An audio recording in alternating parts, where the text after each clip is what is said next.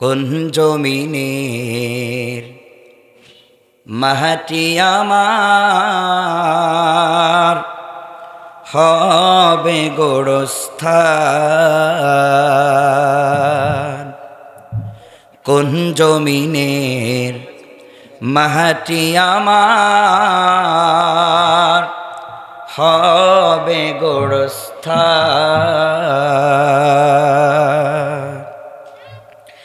কাদের চোখের জলে আমি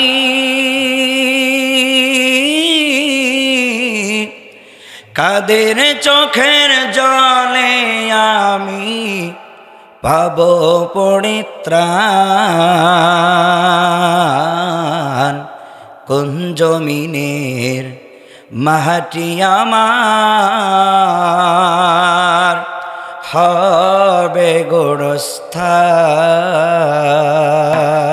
আল্লাহ পাক বলে, ও পৃথিবীর জাতি গোষ্ঠীগুলো, তোমরা যদি কন্টিনিউ 5 ওয়াক্ত নামাজ পড়ো, নামাজের মুসল্লায় বসে বসে মোনাজাতের ভেতরে বলো, রব্বে কারিম, আমার পূর্বে পুরুষ চলে গেছে, আমিও চলে যাব। আপনি একবার খেয়াল করেন, আমি আমার বাবার জন্য অনেক টাকাও যদি খরচ করি বাঁচাইতে পারবো না। আপনি একবার খেয়াল করেন, আপনি আপনার বাবারে বাঁচাইতে পারেন নাই, কথা বলেন ঠিক কিনা?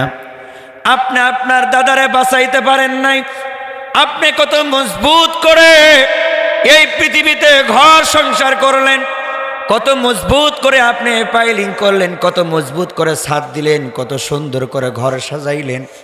রব্বে কারিম বলে, বান্দারে, তোমরা পৃথিবীর ভেতরে কখনোই থাকতে পারবে না। আপনি একবার অন্তরের সাথে হিসাব মিলায় দেখেন, আপনার দাদার জন্য, আপনার বাবার জন্য, আপনার বাবাকে বাঁচানোর জন্য আপনি বাহিরে লেগালেন, আমেরিকানে লেগালেন, সৌদিতে লেগালেন, বড় বড় চিকিৎসাবিদের কাছে লেগালেন, কিন্তু তবুও বাঁচাইতে পারেন নাই। আপনি একবার খেয়াল করেন, পূর্বে পুরুষরা বেঁচে নাই, আমিও একদিন বেঁচে থাকবো না। অতএব পূর্বে পুরুষেরা মায়ের পেট থেকে শুধুমাত্র এসেছিল খালি হাতে, কয়েক টুকরা কাপড় নিয়ে পৃথিবীর থেকে বিদায় নিয়ে চলে গেছে। এই কথাটা কন্টিনিউ 5 ওয়াক্ত নামাজের পর 5 বার কোনো বান্দা বান্দি যদি খেয়াল করে, আমার তো মনে হয়, অন্তরে বিশ্বাস হয়, ওই বান্দা বান্দি আসমানের নিচে জমিনের ওপরে ফাঁসি হবে, জেল হবে, জরিমানা হবে, কখনো মিথ্যার আশ্রয় নেবে না। এই জন্য আমি আপনাদেরকে বলছিলাম, পৃথিবীর ভেতরে আমি আপনি বা কয়দিনই থাকব। রাসূল আকরাম সাল্লাল্লাহু আলাইহি ওয়াসাল্লাম কোরআন দিয়েছে, কোরআনের ভেতরে 5 ওয়াক্ত নামাজ দিয়েছে। কয় ওয়াক্ত? এটা কথা বলতে হবে, কয় ওয়াক্ত? 5 ওয়াক্ত নামাজ দিয়েছে। রব্বে কারিম বলে, কোরআনুল কারিমের ভেতরে বলে, ইন্না, আল্লাহ তাআলা কোরআনুল কারিমের ভেতরে বলে, নামাজের কথা যখন বলতেছিল, আল্লাহ রব্বুল আলামিন কোরআনুল কারিমের ভেতরে বলে, ইন্নাস সালাতা তানহা আনিল ফাহশাই ওয়াল মুনকার ওয়ালা যিকরুল্লাহিল আকবার ওয়াল্লাহু ইয়ালামু মা তাসনাউন। আল্লাহ পাক কোরআনুল কারিমের ভেতরে বলে, যারা 5 ওয়াক্ত নামাজ পড়বে তারা অন্যায়ের সাথে কোনোদিন আপোষ করবে না, তারা অন্যায় কাজ করতে পারে না, অশ্লীল কাজ করতে পারে না। 5 ওয়াক্ত আমরা নামাজ পড়েছি, তারপরও সুদের দোকান খুলেছি, কথা বলেন ঠিক কিনা? 5 ওয়াক্ত নামাজের পর লাভের ওপর টাকা দিয়েছি, 5 ওয়াক্ত নামাজও পড়ছি, সুদের টাকাও লাগাইছি, 5 ওয়াক্ত নামাজও পড়ছি, ঘুষের টাকাও খাচ্ছি, 5 ওয়াক্ত নামাজ পড়ছি, নিজের জমিন বেশি করবার জন্য আল ঠেলেছি, কথা বলেন ঠিক কিনা? আল্লাহ পাক বলে, এই পৃথিবীতে যারা 5 ওয়াক্ত নামাজ পড়বে তারা অশ্লীল কাজ থেকে বিরত থাকবে। আমার আপনার কাছে প্রশ্ন, 5 ওয়াক্ত নামাজের পর অশ্লীল কাজ থেকে বিরত থাকলাম, তাহলে বোধহয় আল্লাহ কোরআনের ভেতরে মিথ্যা বলেছে। কোরআনের ভেতরে মিথ্যা বলছে? আল্লাহ পাক বলে, বান্দারে, 5 ওয়াক্ত নামাজের পর অন্যায় কাজ থেকে বিরত থাকতে পারলে না, তাহলে বুঝতে হবে আমার 5 ওয়াক্ত নামাজ আল্লাহ পাক কবুল করেছে না, কথা বলেন ঠিক কিনা? অতএব অভ্যাসের কারণে শুধু নামাজ পড়ি, লোক দেখার জন্য নামাজ পড়ি।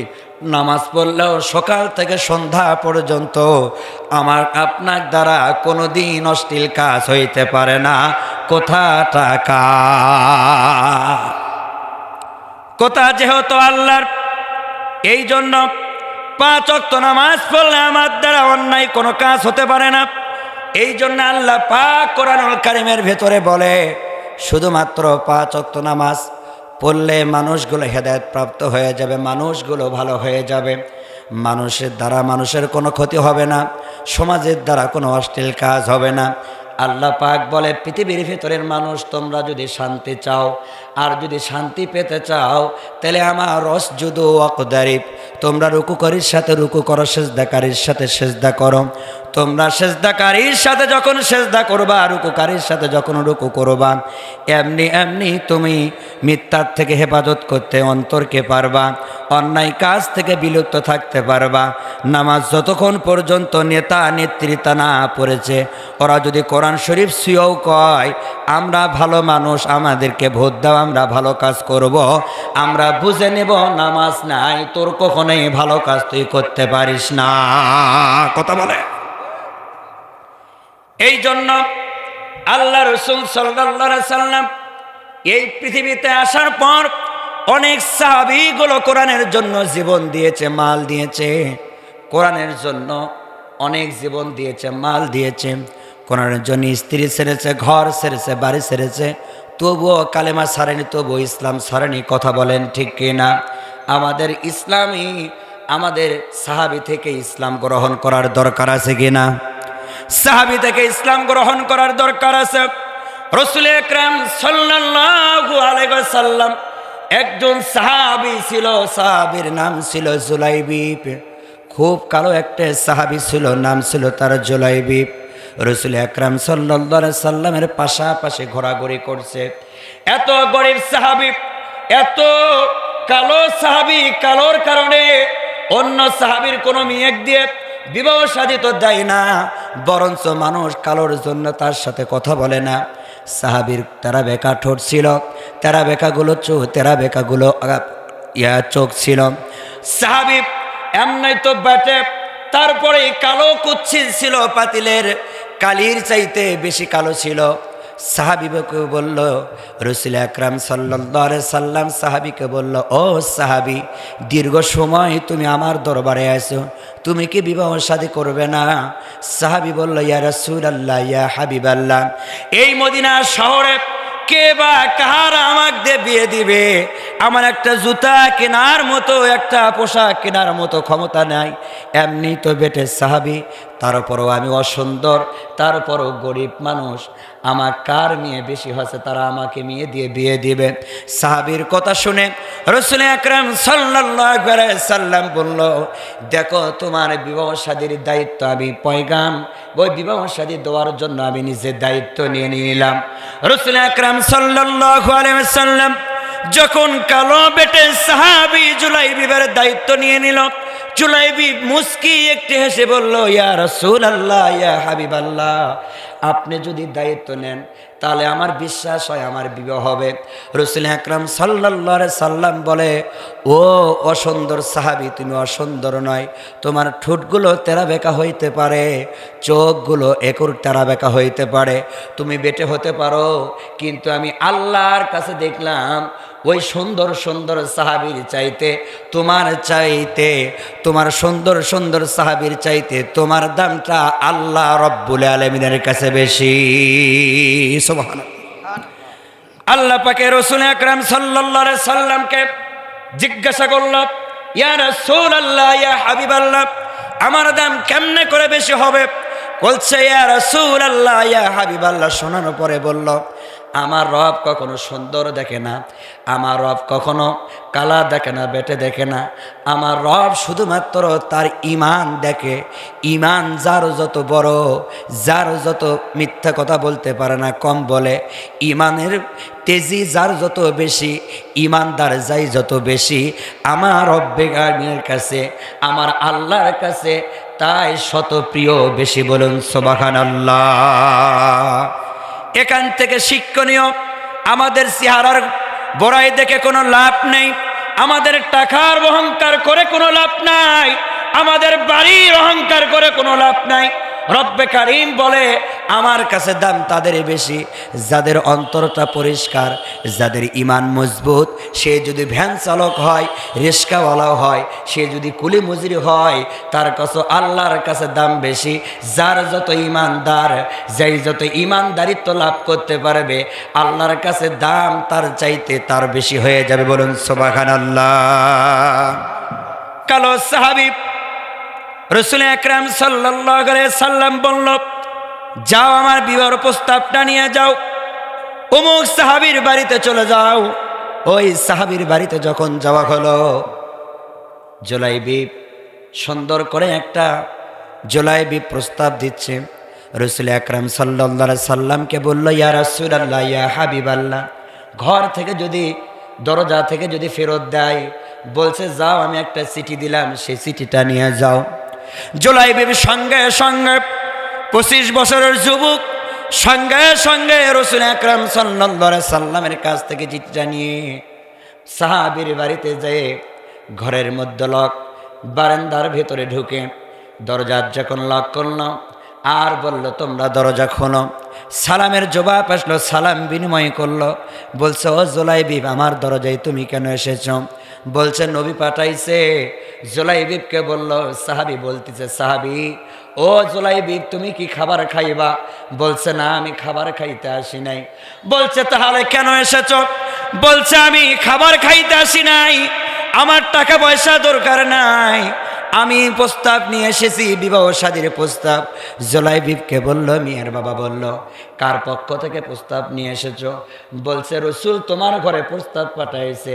রসুলের প্রস্তাব পাওয়ার সঙ্গে সঙ্গে ওই সাহাবী মেয়ের বাবা লেফে লেফে মুস্কি মুস্কি হেসে হেসে বলতেছে, এটা তো ধন্য, আমার ঘরে রসুল বিয়ে করবে, আমি প্রস্তাবে রাজি থাকলাম।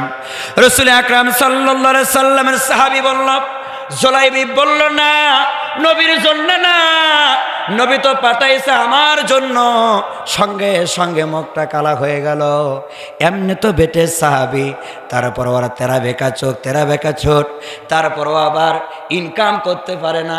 একটা স্যান্ডেল কেনার মতো শক্তি যার নাই, একটা পোশাক পরার মতো শক্তি যার নাই, আমার কি মেয়েও বেশি হয়েছে, তোমাকে রাসূল আকরাম সাল্লাল্লাহু আলাইহি সাল্লাম পাঠাইছে।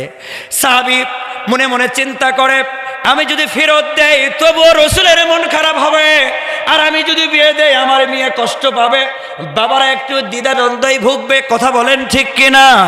আল্লাহ পাকের ফয়সালা এখানে হয়ে গেল। মেয়ের বাবা বলল, যাও তুমি জুলাইবিব, রসুলের কাছে যাও, আমি রসুলের সাথে একটু বোঝা পরামর্শ করব। মেয়েটা চালাক ছিল, পর্দার আড়াল থেকে যখন শুনতে পেল রসুলের দরবার থেকে প্রস্তাব চলে এসেছে, মেয়েটার পক্ষ থেকে যখন হানা স্বীকারোক্তি করার জন্য জুলাইবিবের প্রস্তাবটা নিয়ে মেয়ের বাবা যখন ভেতরে ঢুকলো, দেখতে পেল মেয়ে কান্দে কেঁদে কেঁদে জর্জরিত হয়ে গেছে। বলল, মা, জুলাইবিবের মতো গরিব সাহাবীদের তোমার বিয়ে দেব না, তুমি বিবাহ শাদী বসবে না। আমি জানি তুমি মন খারাপ করো না, আমি নবীরে বুঝায়া সুজায়া একটু অন্য ছেলেরে ঠিক করায় নিব। বলছে, বাবা, আমি সেই জন্যে কান্না করি নাই, নবীর পক্ষ থেকে জবাব, নবীর পক্ষ থেকে ফয়সালা চলে আসছে, নবীর পক্ষ থেকে প্রস্তাব চলে আসছে। ও বাবা, তোমরা দ্বিধা দ্বন্দ্বই ভুগতেছ, পরামর্শ তুমি আমার বাবা এবং মা করতে থাকো, কিন্তু নবীর প্রস্তাব আমি প্রত্যাখ্যান করতে পারবো না, আমি এই বিয়েতে রাজি হয়ে গেলাম। বলুন সুবহানাল্লাহ। রাসূল আকরাম সাল্লাল্লাহু আলাইহি ওয়াসাল্লামের প্রস্তাবে মেয়েটা রাজি হয়ে গেল, বিবাহ শাদীর বন্ধ ব্যবস্থা হবে। রাসূল আকরাম সাল্লাল্লাহু আলাইহি ওয়াসাল্লামের দরবারে জুলাইবিব যে বলল, ইয়া রাসূলুল্লাহ, ইয়া হাবিবাল্লাহ, বিবাহ শাদীতে মেয়েও রাজি, মেয়ের বাবা রাজি, মা রাজি। ইয়া রাসূলুল্লাহ, ইয়া হাবিবাল্লাহ, তবে আমার একটা স্যান্ডেল কেনার মতো শক্তি নেই, জামা কেনার মতো শক্তি নেই। ইয়া রাসূলুল্লাহ, ইয়া হাবিবাল্লাহ, এই বাজার সদা কেমনে করে করব? রাসূল আকরাম সাল্লাল্লাহু আলাইহি সাল্লাম সাহাবীদের মাঝখানে বলল, সাহাবীরা, তোমার ভাইকে সহযোগিতা করবার জন্য তোমরা একটু দিরহাম দাও।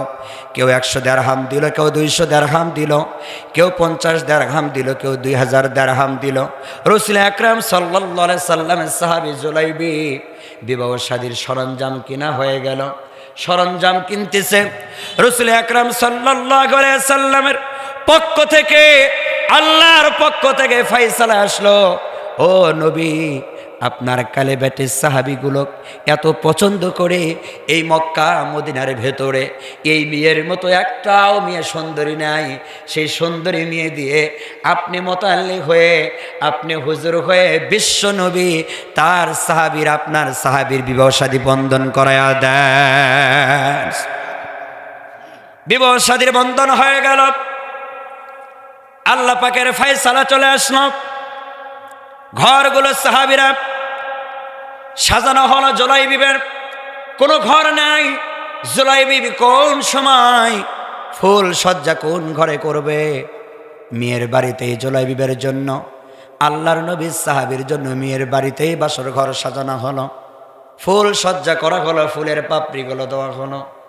রাসূল আকরামের সাল্লাল্লাহু আলাইহি সাল্লামের সাহাবী এখন যাবে, এখন ফুল সজ্জার ঘরে চৌকাঠটা পার করবে। চৌকাঠটা পার করার সঙ্গে সঙ্গে বিছানায় যায়, সবে মাত্র বসেছে, স্ত্রীর সঙ্গে আলাপ আলোচনা হবে, পরিচয় পর্ব সারার জন্য, পরিচয় পর্ব সারার জন্য একটি মনে মনে প্রস্তাব নিল। এমন সময় কে বানি কানে কানে খবর দিয়ে গেল, আল্লাহর রাসূল যুদ্ধর ময়দানে ডাক দিয়েছে। কে আসো গো, যুদ্ধর ময়দানে যেতে হবে?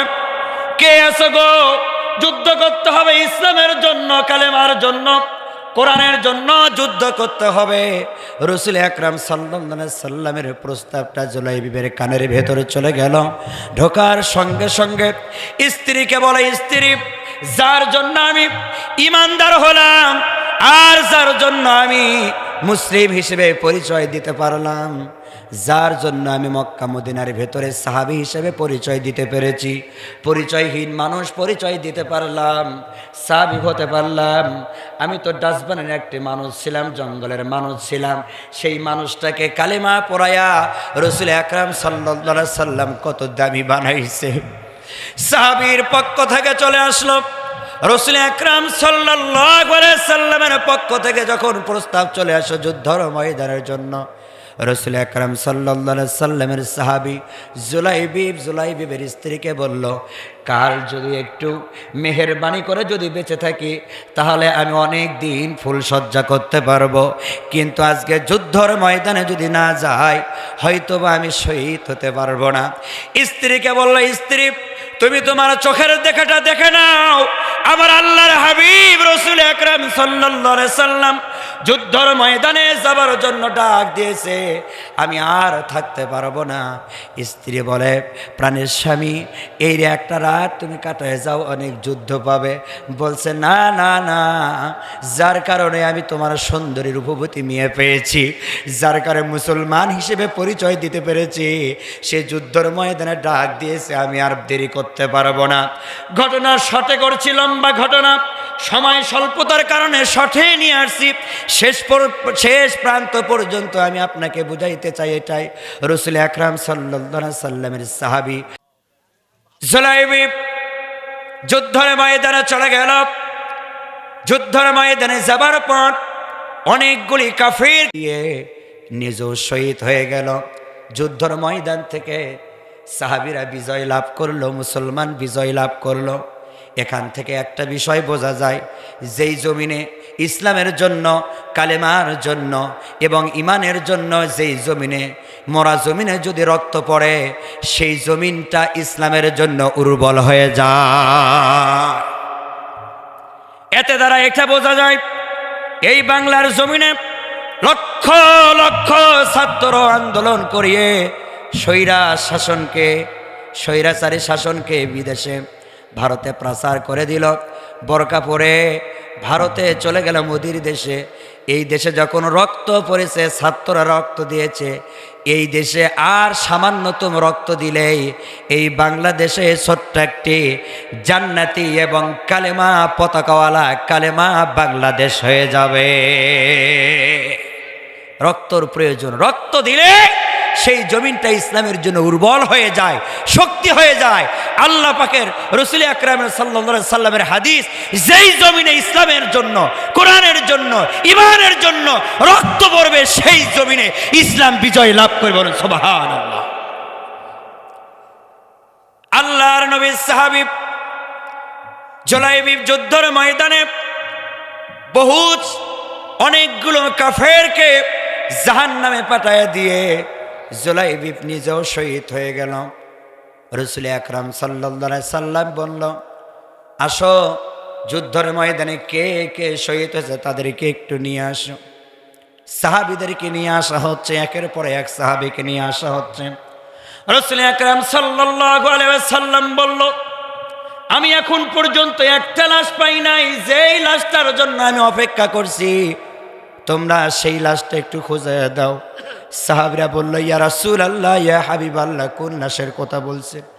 বলছে, সবচাইতে কালো সাহাবী, বেটা সাহাবী, যারা যে ফুল সজ্জার করবার কথা ছিল, সেই জুলাইবিবের লাশটা আমার কাছে একটু নিয়ে আসো।